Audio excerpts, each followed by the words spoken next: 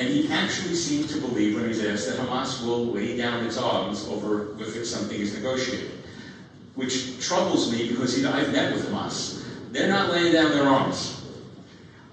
So, if the president wants a long-term ceasefire, and maybe Hamas has to stay there in some form or whatever, what would the president give to Bibi Netanyahu to convince his coalition?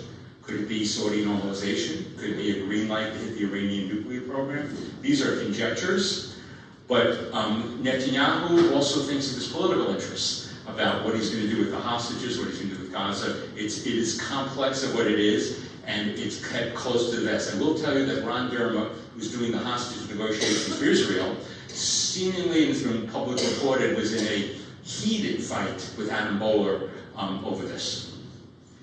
So what would Bibi give up? So I'm going to show you some maps along the way, and I'll point them out. I'll walk over with a pointer a little later. But if you can see here, that red line, that's the Philadelphia corridor.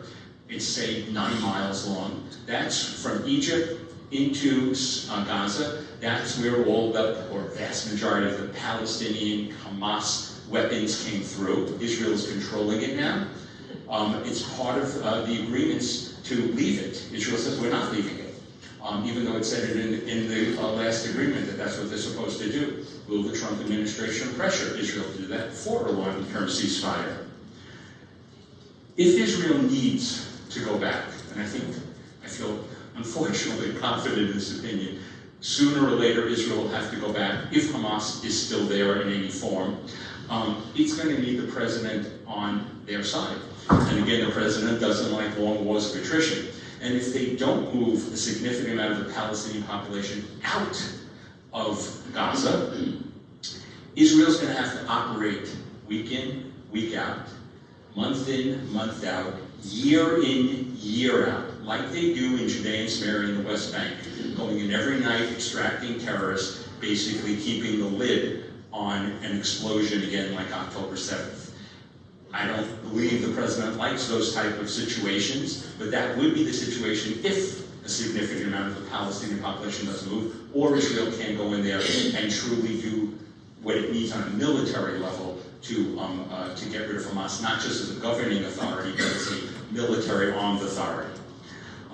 We're going to get a little bit into Gaza. I'm going to show you a few things here on some maps.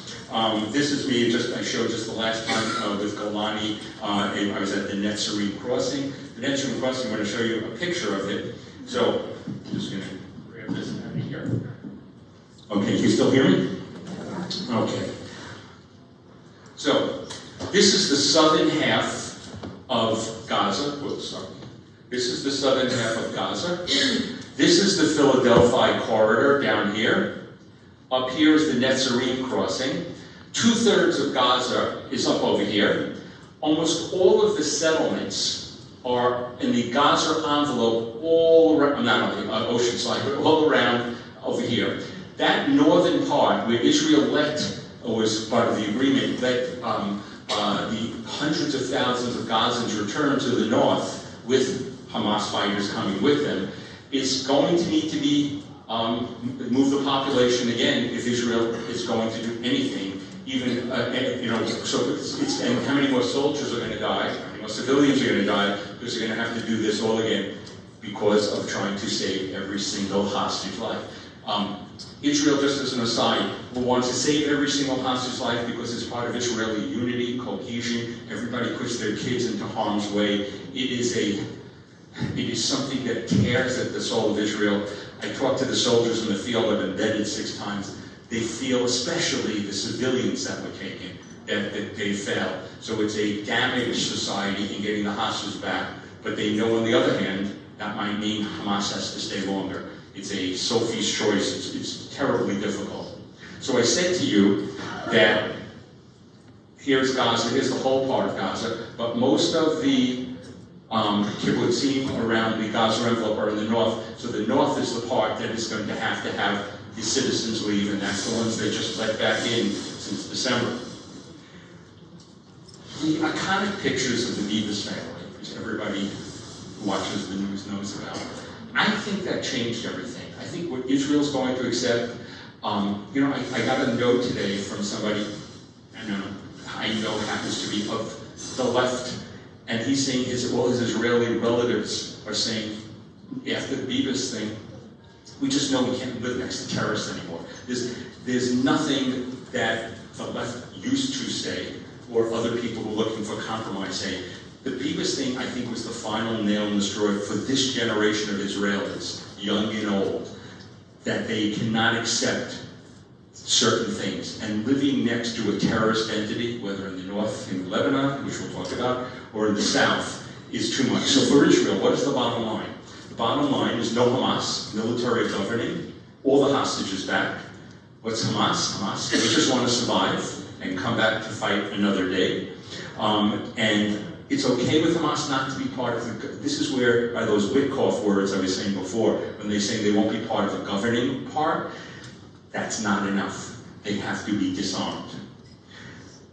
Mir Ben Shabbat, former National Security Advisor, makes it very clear. The only path is demilitarization, and this current ceasefire has breathed new fighting spirit into Hamas. They've recruited, even though younger recruits, less trained, and there is no governing force, Europeans, Arabs, they are not going to disarm Hamas. There's no way. The first time the body bags of those peacekeepers start coming back, whether it's Saudi or Emirati or German or whatever it is, they're going to ask, the people of their country's going to ask them to come back. You're not going to put our kids in harm's way. It's allowed the ceasefire that's going on to recharge and rearm. They're rebuilding their military capability. They're taxing, by the way, they've made over $1 billion, Hamas, in selling the free humanitarian aid to the civilians who are supposed to have gotten it for free. So, and they're also planting bombs and surveillance equipment in when Israel comes back in, certainly to the north, and is going to have to do what it needs to do. So it gets back to now to what President Trump said. He threw a hand grenade in the room of the two-state solution, and he said, I want to begin to have, people say, I want Gaza Riviera, the Palestinians have to leave. This is a 15, 20-year project. There were a lot of positives of what it did. It upended the stale and counterproductive and dangerous ideas that nobody was thinking out of the box. It forced the Arab countries to think differently, although if anybody's seen the Egyptian plan, it's just a rehashed plan that doesn't really mean much. But one of the things I would have liked the president to have said when he made his address on this was to remind the American public, who doesn't know, that why this is not about two states for these people, and to remind them that Israel offered states in 47, in 67, 2000, 2001, 2007. Israel left 100% of Gaza in 2005. They, in a fair and free election, they voted Hamas. I think the American people needed a little more background to feel confident, because they know intuitively that being on the side of Israel is the right thing for American national security interests. Remember, I'm an American who speaks about American national security interests. That, to my mind, are coincident with Israel about 95% of the time at this point. So the Gaza reality is, this is what I believe the president says, and the one thing they do know is about building projects. But why is it going to take 15 to 20 years? Because it's not just the devastation above. The tunnel networks, Israel never targeted to destroy all the tunnel networks. It was too much. There were areas, a third of Gaza has not even been touched, with tunnel networks deep, multi-layered, that are going to need to be deconstructed if they are going to be disarmed. And why is there a problem? Because if the Palestinians leave, nobody wants them. The Palestinians in Gaza want, if they don't want to go to Algeria or Egypt or Jordan, they're not dumb. They want to go to Canada, and they want to go to Australia, and they want to go to Europe. But they, will they let them go there? Why a lot of countries don't want them? The Jordanians remember from the 1970s that the Palestinians came and caused the civil war. The Lebanese remember from the 1980s that the Palestinians came and created the civil war. The Kuwaitis remember that the Palestinians were on the side of Saddam Hussein when he invaded. So when you go into the Arab world, they're not the favorite people, but they like to use the Palestinians and to scapegoat Israel for the problems. there are ideas. This is the Washington Institute. I usually don't follow what Dennis Ross recommends. He's one of the former negotiators. But he was actually, they came up with an interesting idea in the Washington Institute, and it's similar to something I had written about. But basically, you do it in segments, where you move the people out of one segment, and then you clear it, or whatever it is. Hamas can stay, but it's only pushed to one side. And it was an idea, but it basically meant moving peoples, but it was not moving peoples outside of Gaza. Supposedly, Gazans want to leave. Pre-October 7th, 40% of young Gazans wanted to leave the country. The question is, they can't. And if they have families who don't want to leave with them, they know their families will be killed or intimidated or whatever it is, so they're not going to leave. So the question is, would they leave it if they could? Israel's supposedly going to be facilitating this. And as far as helpful organizations, just to remind you, the United Nations works in a relief agency, which is part of the problem from the UN. If these NGOs, human rights NGOs, they have all the right words, except they don't do any of the mission, if they can't weaponize against Israel, they don't care about the Palestinians. It's all about that these groups are basically have political agendas, and UNRWA, which I give credit to the president, is defunding again. Because it was complicit in many ways. In 2014, I was actually with an elite unit called Maglan, which was being fired from an UNRWA facility, and they lost 3 soldiers. So, the key to remember, these are my pictures from if you remember, I told you I was there on October 7th. These are from Stay Road.